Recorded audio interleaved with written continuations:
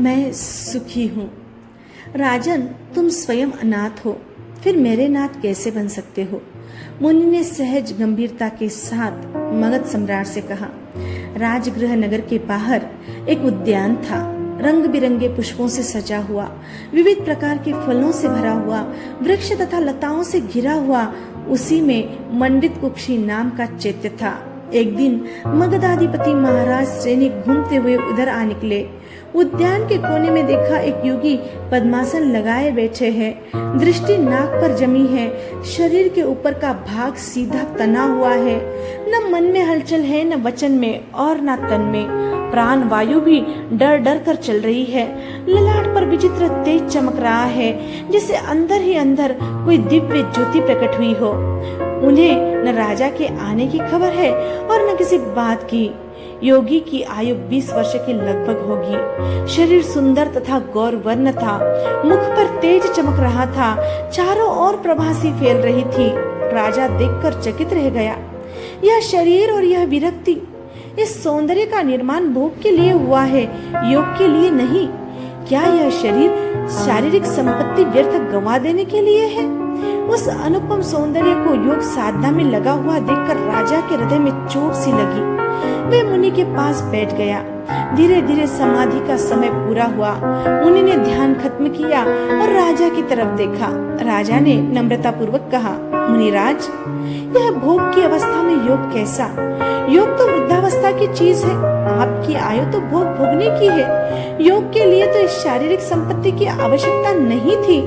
मुनिव्रत आपके लिए अस्वाभाविक सा मालूम पड़ता है। इसे वृद्धावस्था के लिए छोड़ दीजिए। मेरे साथ आइए और जीवन का आनंद लूटिए। मुनि ने करुणापूर्ण शब्दों में कहा, राजन, मैं अनाथ हूँ। संसार में मेरा कोई सहारा नहीं है, इसीलिए मैं धर्म के शरण में आया हूँ। क्या आप अनाथ हैं?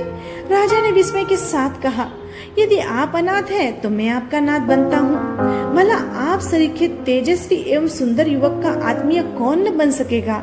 आप मेरे साथ चलिए, राजमहलों में रहिए। संसार में ऐसा कोई सुख नहीं जो आपके लिए अप्राप्य रहेगा। सैकड़ों सेवक और सेविकाएं आपकी सेवा में उपस्थित रहेंगे, आपकी आज्ञा को वरदान मानेंगे। सुंदर युवतियां आपकी कृपा के लिए तरसेगी। राजन, तुम स्वयं अनाथ हो, फिर मेरे नाथ कैसे बन सकते हो? योगी ने सहज गंभीरता के साथ जवाब दिया। सैनिक मुनि के संक्षिप्त उत्तर को सुनकर चकित रह गया। क्या यह साधु नहीं जानता कि मैं कौन हूँ? क्या ये मेरी शक्ति से अपरिचित है? शत्रु मेरे नाम से कांपते हैं। मेरे पास विशाल सेनाएं हैं, बड़े बड़े योद्धा हैं, हाथी है, घोड़े है, अक्षय कोष है, प्रभुत्व है। मैं विस्तृत साम्राज्य का स्वामी हूँ। कोई मेरी आज्ञा का उल्लंघन नहीं कर सकता। यह साधु मुझे अनाथ क्यों कह रहे हैं? मालूम पड़ता है इन्होंने मुझे पहचाना ही नहीं। उसने प्रकट रूप से पूछा, मुनिराज, संभवतया आपको यह ज्ञात नहीं है कि मैं कौन हूँ। मैं मगध का सम्राट सैनिक हूँ। क्या आप मेरी शक्ति से परिचित नहीं है? पता है मगध सम्राट, मैं आपको भली प्रकार जानता हूँ, किंतु आप अपनी शक्ति की सीमा से स्वयं अपरिचित है। जिन वस्तुओं पर भरोसा करके आप गर्व कर रहे हैं, वे संकट आने पर त्राण न दे सकेगी। वे केवल मरीचिका है, वंचना है। भोले प्राणी उनके पीछे भागते भागते अपना जीवन नष्ट कर लेते हैं। यह कहकर मुनि ने अपना इतिवृत्त सुनाना प्रारंभ किया। मैं कौशंबी का निवासी हूँ। मेरे पिता वहाँ के बहुत बड़े सेठ थे। करोड़ों का व्यापार था। सैकड़ों नौकर चाकर थे। मेरी पत्नी अत्यंत सुंदरी, आज्ञाकारिणी तथा मधुर भाषिणी थी। भोग विलास के सभी साधन प्रस्तुत थे। माता पिता भाई बहन आदि सभी आत्मीय मुझे हृदय से प्यार करते थे। एक दिन मेरी आंख दुखने लगी। औषधोपचार किया, किंतु पीड़ा बढ़ती ही गई। मैं असह्य वेदना से झटपटाने लगा। पिता वैद्यों को बुलाने में लगे हुए थे। रुपया पानी के समान बहाया जा रहा था। वे बार बार कहते थे, मेरे पुत्र की पीड़ा दूर कर दो, मेरे पुत्र की पीड़ा दूर कर दो, चाहे मेरी सारी संपत्ति ले लो। दूर दूर के अनुभवी चिकित्सक आए और चले गए, किंतु पीड़ा कम न हुई। माता मेरे सिर पर हाथ रखे बैठी रहती। उसकी आंखों में आंसू थे और मुख पर विवशता। सारी मनोतियां मना ली। सारे सिद्ध फकीर तथा मंत्रवादियों को बुलाया।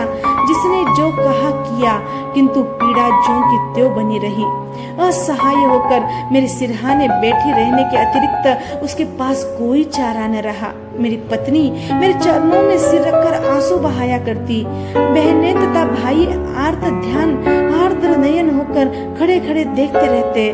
नौकर चाकर दिन रात दौड़ धूप करते, किंतु कोई लाभ न हुआ।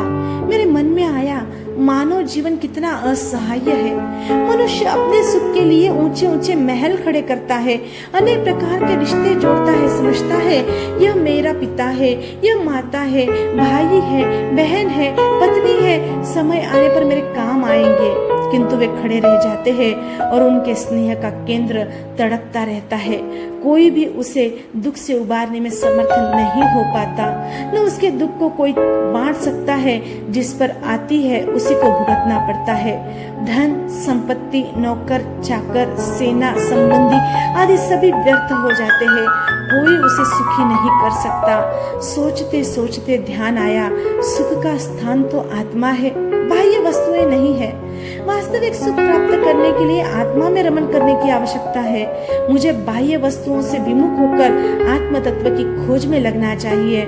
यह सोचते सोचते मुझे नींद आ गई। पीड़ा भी कुछ कम प्रतीत होने लगी। प्रातः काल उठा तो पीड़ा मिट चुकी थी, किंतु रात की बात मैं न भूल सका। उसी दिन घर बार छोड़कर मैंने यह व्रत ले लिया। राजन, अब मैं सुखी हूँ। जय आनंद।